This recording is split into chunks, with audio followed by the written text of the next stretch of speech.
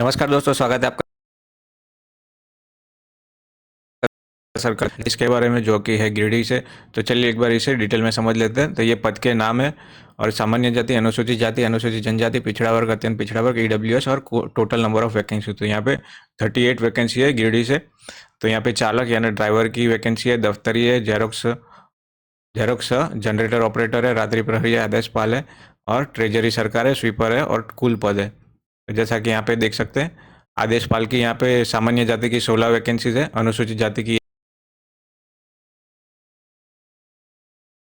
एक, आर्थिक रूप से कमजोर है उसके लिए 3। तो यहाँ पे टोटल 29 वैकेंसी होती है। तो इस तरह से आप यहाँ पे अपनी वैकेंसी चेक कर सकते हो। यहाँ पे पद के नाम है, आपका सैलरी कितना रहेगा, एजुकेशन क्वालिफिकेशन, भर्ती का तरीका। तो यहाँ पे सबकी 18,000 से स्टार्ट होती है। सिर्फ जो चालक है, ड्राइवर है, उसकी 19,900 से स्टार्ट होती है। सब में 10वीं क्लियर होना जरूरी है, 10वीं मैंडेटरी है सबके अंदर। और यहाँ पे ड्राइवर का 10वीं क्लियर होना चाहिए और आपके पास एलएमवी का लाइसेंस होना चाहिए। एलएमवी मतलब लाइट मोटर व्हीकल लाइसेंस, जो कार चलाने में यूज़ होता है। यहाँ 10वीं क्लियर होनी चाहिए। दफ्तरी के लिए 1 साल का वर्ष अनुभव होना चाहिए। यहाँ पे जनरेटर ऑपरेटर के लिए 10वीं क्लियर होनी चाहिए, आईटीआई का सर्टिफिकेट होना चाहिए। रात्रि प्रहरी के लिए 10वीं क्लियर होनी चाहिए। इस क्षेत्र में आपका 3 वर्ष का अनुभव होना चाहिए। और होमगार्ड से जो लोग हैं उन्हें प्राथमिकता दी जाएगी। आदेशपाल के लिए 10वीं पास होना चाहिए, यहाँ पे भी 10वीं पास और स्वीपर के लिए 2 वर्ष का अनुभव होना चाहिए, साथ में 10वीं पास होनी चाहिए। यहाँ पे आपका इंटरव्यू होगा और आपके काम से रिलेटेड आपका छोटा सा टेस्ट लिया जाएगा।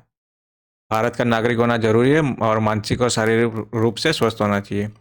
अनुसूचित जाति, जनजाति, पिछड़ा वर्ग, अत्यंत पिछड़ा वर्ग, दिव्यांग, पीडब्ल्यूबीडी एवं आर्थिक रूप से कमजोर ईडब्ल्यूएस हेतु झारखंड सरकार द्वारा मान्य एवं निर्धारित अद्यतन आरक्षण नियम लागू होंगे। यानी आपको यहाँ पे रिलैक्सेशन मिलेगा। वही रिलैक्सेशन जो आरक्षण है वो महिला, दिव्यांग और खेलकूद कोटा वालों को यहाँ पे मिलेगा। एज की बात की जाए तो यहाँ पे 18 से 35 वर्ष सामान्य जाति के लिए और पिछड़ी जाति, अत्यंत पिछड़ी जाति के लिए 37 वर्ष, महिला के लिए अधिकतम 38 वर्ष और अनुसूचित जाति, जनजाति, पुरुष महिला के लिए 40 वर्ष। नोट, अगर आपने 2017 में एग्ज़ाम दी थी तो उसके यहाँ पे आपको एज रिलैक्सेशन मिलेगा। अगर 2017 में आपने क्लास 4 की एग्ज़ाम दी थी यहाँ पे, तो आपको यहाँ पे एज रिलैक्सेशन मिलेगा। अपनी श्रेणी, अपनी उम्र, श्रेणी तथा वांछित योग्यता संबंधित प्रमाण पत्र आपको साथ में की जेरोक्स भेजनी होगी एप्लीकेशन के साथ। आपके खुद के लिखा हुआ पत्र हिंदी में प्रधान जिला एवं सत्र न्यायाधीश गिरिडीह संबोधित करते हुए विविध प्रारूप में अद्यो हस्ताक्षरी के कार्यालय में दिनांक 28/2/2023 तक आपको वहाँ पे भेजना होगा। या आप डाक से भेज सकते हैं, स्पीड पोस्ट से भेज सकते हैं या फिर खुद जाकर दे सकते हैं। टाइमिंग रहेगा सुबह 10:30 से 5 बजे तक का। आपके 3 नए फ़ोटो होने चाहिए, पासपोर्ट साइज़ के फ़ोटो, एक आवेदन पत्र पर, दूसरा प्रवेश पत्र पर और तीसरा एक्स्ट्रा देना है। और आपके खुद का लिखा हुआ लिफाफा देना है 25 बाई 11 सेंटीमीटर का। उस पर 40 रुपये का टिकट चिपका हुआ होना चाहिए। उम्मीदवार सिर्फ एक ही पद के लिए आवेदन कर सकता है। प्रवेश पत्र जिसमें आपके परीक्षा का साक्षात्कार, जो कॉल लेटर है और स्थान है वहाँ का, वो आपको डाक द्वारा भेजा जाएगा। लिफाफे के ऊपर विज्ञापन संख्या, आवेदित पद का नाम बड़े श्रेणी और साफ अक्षरों में लिखा जाना आवश्यक है। परीक्षा और साक्षात्कार बुलाए जाने पर आपके खुद के खर्चे से जाना होगा वहाँ पे। गवर्नमेंट आपको यहाँ पे कोई हेल्प नहीं करी। तो यहाँ पे वैकेंसी कभी भी बढ़ाई जा सकती है या घटाई भी जा सकती है। तो जिन लोगों ने 2017 में अप्लाई किया था तो उन्हें यहाँ पे उम्र में एज रिलैक्सेशन मिलेगा, उम्र में सीमा में छूट छाट दी जाएगी। तो ये आप आवेदन इस पते पर आपको भेजना है। प्रभारी न्यायाधीश, व्यवहार न्यायालय गिरिडीह, प्रधान जिला एवं सत्र न्यायाधीश, व्यवहार न्यायालय गिरिडीह।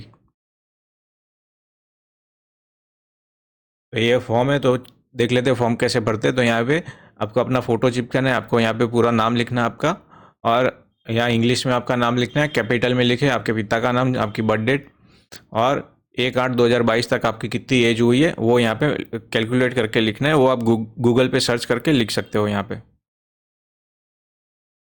यहाँ पे आपका स्थायी पता जो आपके आधार कार्ड या वोटर आईडी में जो आपका पता है वो लिख सकते हो। अगर काम और पढ़ाई की वजह से आप कहीं बाहर रहते हो तो वो पता आप यहाँ पे लिख सकते हो। आपके मोबाइल नंबर, ईमेल आईडी, राष्ट्रीयता, तो यहाँ पे भारतीय आएगा। आपकी पढ़ाई के बारे में लिखना है, आपने कौन से बोर्ड से पास किया है, कौन से साल में पास किया है, आपका परसेंटेज कितना था और फर्स्ट रैंक था, सेकंड रैंक था, कितना था। आपके पास विशेष योग्यता है, यानी आपने कोई दूसरा कोर्स किया है, ट्रिपल सी हो गया या कंप्यूटर का कोई दूसरा कोर्स किया हो आपने, अपने आईटीआई में दूसरा कोई ट्रेड का किया है, तो वो यहाँ पे आप मेंशन कर सकते हो और उसके डॉक्यूमेंट आपको साथ में भेजने हैं। यहाँ पे अगर आप आर्थिक रूप से कमजोर है, ईडब्ल्यूएस से है, तो यहाँ पे हाँ करें और नहीं है तो ना।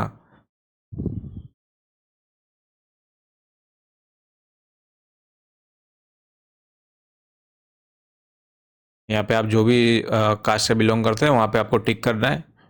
ध्यान रखें किसी भी चीज़ को खाली नहीं छोड़ना है सबको। जैसे कि यहाँ पे अगर आप सामान्य जाति है तो यहाँ टिक करना ना भूलें। यहाँ पे आर्थिक रूप से कमजोर है तो हाँ हाँ, अगर है तो, अगर नहीं है तो ब्लैंक छोड़ दे, ब्लैंक में नो लिख दे। लिंग, तो यहाँ पे आपको पुरुष है तो पुरुष, महिला है तो महिला लिखे। निःशुल्क, अगर आप हैंडीकैप हो तो यहाँ पे हाँ और नहीं है तो ना लिखना जरूरी है, ब्लैंक नहीं छोड़ना है। अगर आपने पहले कहीं सरकारी संस्था या निगम में कार्य किया है तो हाँ, तो यहाँ पे वो क्या, कौन से विभाग में काम किया था वो विभाग का नाम लिखना है यहाँ पे, किस पद पर आपने काम किया था और कब काम किया था। और यहाँ पे आप डेट लिखनी है, और जहाँ से आप ये पत्र लिख रहे हो, आपका गांव, आपका शहर, वहाँ वहाँ का नाम लिखना है और आपके साइन करने हैं यहाँ पे। और यहाँ पे सिर्फ आपका नाम, आपके पिता का नाम और आपका पता, ये सब दूसरा सब ब्लैंक छोड़ देना और एक फ़ोटो यहाँ चिपकाना है बस। ये सब सरकारी कर्मचारी भरेंगे, ये आपको नहीं भरना है। तो आशा करता है ये वीडियो आपको पसंद आएगा, और इसी तरह की वीडियो आगे देखने के लिए मेरी चैनल को प्लीज़ लाइक और सब्सक्राइब कीजिए। धन्यवाद।